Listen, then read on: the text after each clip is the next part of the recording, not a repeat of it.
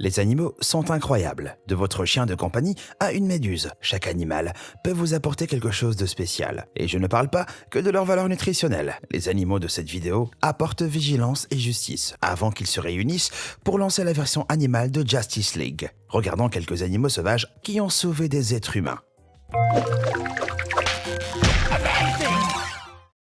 Numéro 10, dans la fosse au lion. En 2005, une jeune Éthiopienne de 12 ans est kidnappée. Après une semaine, ses ravisseurs réalisent que la police est sur leurs traces et décident donc de la bouger. Et là, dans la nature éthiopienne, ils se sont retrouvés face à face avec une horde de lions. Ils ont commencé à courir quand les lions se sont mis à les poursuivre. Et ça s'est pas arrêté là. Les lions ont monté la garde autour de la jeune fille jusqu'à l'arrivée de la police. Une fois la police arrivée, les lions sont partis comme si leur job était fait. Et pourtant, les experts discutent toujours de leur comportement. Certains pensent que les lions ont épargné la fille parce que ses peurs imitaient le miaulement d'un lionceau. Et d'autres experts pensent qu'ils se préparaient sûrement à la manger avant que la police arrive. Quoi qu'il en soit, les lions ont réussi par inadvertance à rendre la savane un peu plus sûre. Numéro 9, un froid de castor. Real Kindon part faire du camping avec sa famille. Ses parents montent sur un bateau dans un lac et lui regardent depuis le rivage. Mais en un clin d'œil, le bateau coule, avec ses parents à bord qui se noient. Sous le choc et horrifié, il part chercher de l'aide. Mais le soleil commence à se coucher. Les températures chutent avec la nuit. Real n'a donc pas d'autre choix que de passer la nuit dehors et de s'endormir. Il s'endort vite, mais quand il se réveille le matin, il sent un truc chaud et poilu contre sa peau. Il était entouré d'un groupe de castors. Sans la chaleur de ces petits castors, il aurait été probable qu'il soit mort de froid cette nuit-là. Numéro 8, dauphin versus requin. On sait que les dauphins sont très intelligents, mais est-ce que vous saviez qu'ils peuvent aussi être désintéressés ?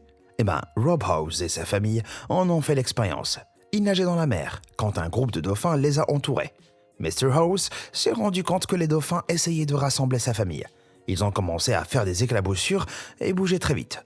Et c'est à ce moment-là qu'il a remarqué un grand requin blanc à proximité. Le requin traquait la famille House, jusqu'à ce que les dauphins justiciers passent à l'acte. Les dauphins ont tenu le monstre à distance et ont sauvé la famille. Un incident similaire avec des dauphins est arrivé au pêcheur Grant Dixon quand son bateau a coulé. Il était coupé et saignait abondamment. Il a réussi à trouver un canot renversé pas très loin, mais comme il était incapable de le retourner, il n'a pu que s'y accrocher pour rester à flot, ce qui posait problème, vu qu'un groupe de requins pouvait sentir son sang dans l'eau. Les requins s'approchent et se préparent à le dévorer. Un requin se détache du groupe et est juste à côté de lui. Mais avant qu'il puisse l'atteindre, un groupe de dauphins intervient et chasse les requins affamés. 2 jours après le naufrage, Monsieur Dixon est secouru par un bateau de croisière qui passait par là. Peut-être qu'Aquaman le regardait et lui a envoyé les dauphins. Ou peut-être que les dauphins, en fait, sont juste géniaux. Numéro 7, le lion de mer héroïque. À l'an 2000, Kevin Hines était un ado qui avait des problèmes de santé mentale, à tel point qu'il décide de mettre fin à ses jours en sautant du Golden Gate Bridge à San Francisco. Mais en tombant dans l'eau glacée, il regrette son choix. Dès qu'il touche l'eau, il se cache la cheville et ses vertèbres sont écrasées. Et il peut à peine bouger. Et là, il remarque une ombre sous l'eau. La pensée assez ironique d'être attaqué par un requin, après qu'il ait choisi de vivre, lui vint à l'esprit. Les gens sur le pont regardent vers l'endroit où il a atterri. Mais au lieu d'un requin, il voit un lion de mer.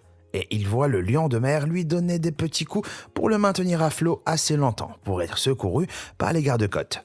Sans cette aide, Kevin Hines ne serait jamais devenu un porte-parole pour aider d'autres personnes souffrant mentalement. Les actions du lion de mer ont fait effet boule de neige. Numéro 6, l'ours à la rescousse.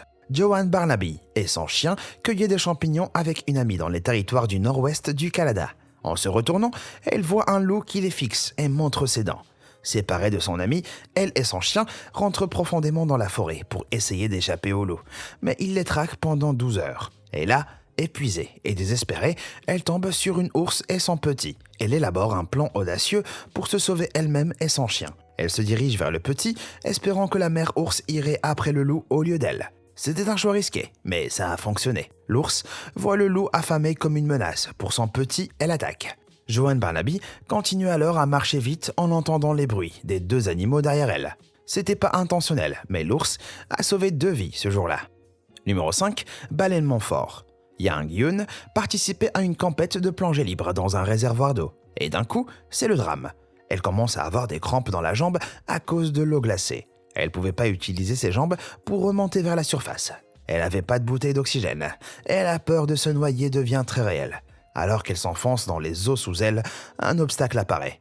Un beluga qui était alors dans le réservoir avec les plongeurs serre ses mâchoires autour de la palme de Yang Yun. Mais alors qu'elle commence à paniquer, sa perspective change. Elle se rend compte que le beluga la remonte vers la surface. Heureusement, les belugas se nourrissent de petits poissons et calamars et leurs dents sont petites. Donc, Yang Yun n'a pas été blessée. Sans l'aide du beluga, elle se serait sûrement noyée. Un autre animal aquatique altruiste. Numéro 4, des nageurs professionnels. Quand l'acteur Dick Van Dyke était plus jeune, il s'était endormi en flottant sur sa planche de surf dans la mer. En se réveillant, il ne voyait plus la terre. Il avait flotté trop loin du rivage californien. Il commence à pagayer anxieusement vers la terre qu'il pouvait vaguement repérer. Mais des nageoires s'approchent de sa planche et l'entourent. Au lieu d'être attaqués par des requins, les nageoires appartenaient à un groupe de marsouins qui le poussent vers le rivage. Je suis sûr qu'ils ont poussé avec beaucoup de soin. Yvonne Vladislavitch a aussi bénéficié d'un sauvetage aquatique. En 1972, elle était sur un bateau qui se met à couler. Elle fait le choix courageux de nager vers la terre. Mais elle se trouvait dans des eaux infestées de requins avec une profonde coupure au pied. Le sang allait sûrement attirer les requins. En tout cas, ça aurait été un problème si elle n'avait pas eu un entourage de dauphins à la rescousse. Les dauphins la suivent pour la protéger des prédateurs et la maintiennent à flot quand elle est fatiguée de nager. Ils l'aident à nager sur 40 km jusqu'à ce qu'elle arrive à une bouée dans l'océan sur laquelle elle grimpe pour attendre d'être secourue. Numéro 3, le cerf chasseur. Après avoir fait la fête, une femme d'Oxford dans l'Ohio décide de rentrer chez elle. En sortant de sa soirée, un homme l'attrape par derrière, la frappe et commence à l'étrangler avec son propre sac à main. Alors que la situation s'aggrave, d'un coup, le pire cauchemar des méchants sort des arbres, un cerf. Le cerf court droit sur l'homme, qui panique et s'enfuit sans emporter aucune des affaires de la femme. Le sergent John Varley, qui a enquêté sur l'affaire, pense que le cerf dormait dans les broussailles quand le bruit l'a réveillé et le fait basculer en mode justicier. Il pense d'ailleurs que le cerf se trouve toujours par là, occupé à faire respecter la loi dans les zones rurales de l'Ohio. Numéro 2, une histoire de gorille. En 1986, Levan Merritt est âgé de 5 ans et visite un zoo avec sa famille. Quand il glisse de 6 mètres dans l'enclos des gorilles, il se casse le bras et se fracture le crâne en tombant, ce qui le rend inconscient. Tout le monde panique et Jumbo, un gorille au dos argenté, s'approche du garçon assommé. Il se met à le réconforter en lui caressant le dos et monte la garde. Alors que le petit se réveille, il se met à pleurer de confusion et de douleur. Les bruits des pleurs fait reculer tous les gorilles. Jumbo a pris les choses en main et escorte calmement les gorilles à l'intérieur. Et ça permet à l'équipe médicale d'entrer dans l'enclos en toute sécurité pour s'occuper de Levan. On sait qu'il devrait lire le livre « Être parent pour les nuls » avant de visiter un autre zoo. Et c'est pareil pour ses autres parents 10 ans plus tard. Binti Jua est un gorille des plaines de l'Ouest. Elle passait une journée tranquille quand un garçon de 3 ans tombe dans son enclos. Il se casse la main, se coupe et est assommé. Binti Jua s'approche lentement du tout petit alors que les parents de l'enfant crient à l'aide. Mais elle prend le garçon et le berce pour le protéger des autres gorilles. Ensuite, elle va de l'autre côté de l'enclos avec le petit, avec son propre bébé accroché à son dos. Elle arrive à l'entrée des gardiens du zoo et y dépose doucement le garçon inconscient pour l'aider. Mais malheureusement, ça ne s'est pas toujours bien terminé pour nos amis les gorilles quand des parents idiots perdent accidentellement de vue leurs enfants qui se retrouvent dans l'enclos des gorilles. Prenons le cas d'Arambe. Quand un enfant tombe dans son enclos, Arambe le protège. Eh oui, il tire l'enfant à travers l'eau des douves, mais il le soulève aussi. Et puis, il examine ses vêtements. Le gorille de 200 kilos n'a pas attaqué l'enfant, mais a été abattu de peur qu'il le fasse. Alors, vous en avez pensé quoi ? Avant de passer au numéro 1, voilà quelques mentions honorables qui auraient pu figurer sur notre liste. Quand le bateau de Candelaria Villanueva prend feu et coule en 1974, elle pense sûrement qu'elle a peu de chances de survivre. Elle flotte 12 heures dans l'eau avec seulement un gilet de sauvetage. Et d'un coup, une tortue de mer géante vient voir ce qui se passe. Pour rester à flot, elle s'accroche à la carapace de la tortue. La tortue commence tout de suite à nager. Madame Villanueva pense que la tortue va vers la terre ferme et elle s'est accrochée à elle pendant 2 jours. La tortue refuse de plonger et de manger tout le temps qu'elle a ce passager, ce qu'elle aurait normalement fait. Au bout de 2 jours, un navire de la marine l'a secourue. La tortue nage un peu autour du navire, puis disparaît dans les profondeurs de l'océan. Ensuite, on a un chien vraiment héroïque.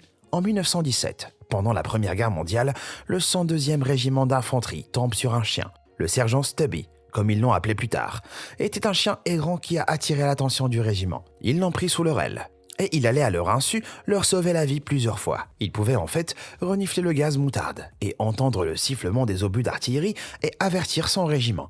Il a reçu le grade officieux de sergent à son retour aux États-Unis. Plusieurs présidents américains ont aussi eu l'honneur de le rencontrer pendant sa retraite militaire. Son histoire était tellement inspirante qu'en 2018, un film d'animation a été publié sur lui. Un gentil toutou? Oui, le gentil toutou. Numéro 1. L'ours au secours. Robert Biggs était en rando dans le nord de la Californie quand il a repéré une mère ours avec son petit. Il les admire quelques instants et se retourne pour partir.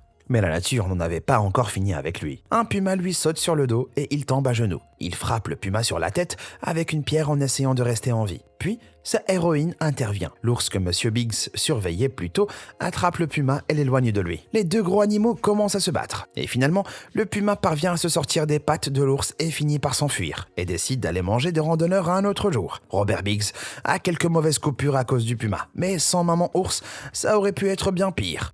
Eh bien, cela prouve que la nature est pleine d'aides et de dangers. Avez-vous des histoires d'animaux sauvages à la rescousse? Et si tel est le cas, insérez-les dans une section de commentaires ci-dessous. Et comme d'habitude, merci d'avoir regardé. Et comme toujours, à bientôt.